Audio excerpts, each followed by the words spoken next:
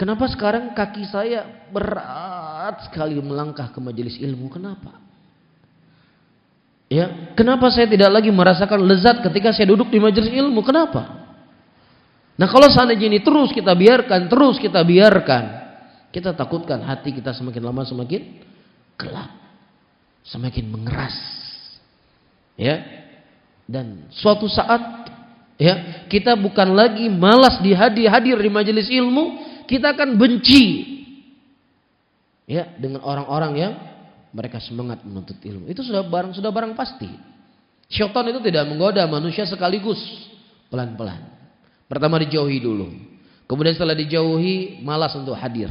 Setelah malas untuk hadir, sudah mulai benci. Ketika sudah mulai benci, sudah mulai malas duduk dengan orang-orang saleh. Sudah malas, nggak betah. Ya, duduk sama orang soleh nggak bebas, nggak bisa begini, nggak bisa begitu. Sudah mulai futur, sudah mulai bermalas-malasan. Sampai kepada titik dia akan membenci ilmu, membenci orang soleh. Ini sudah berbahaya. Dan tidak ada yang bisa selamat, siapapun nggak bisa selamat.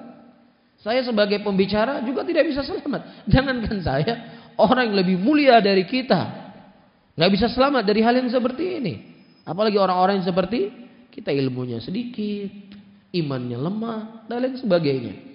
Oleh karena itu tidak ada yang bisa membantu kita untuk bisa selalu komitmen dan konsisten untuk istiqamah lebih dari menuntut ilmu. Terkadang sudah rajin menuntut ilmu, masih juga kadang kita bermaksiat. Ya, ada saja yang terjatuh, apalagi sama sekali tidak menuntut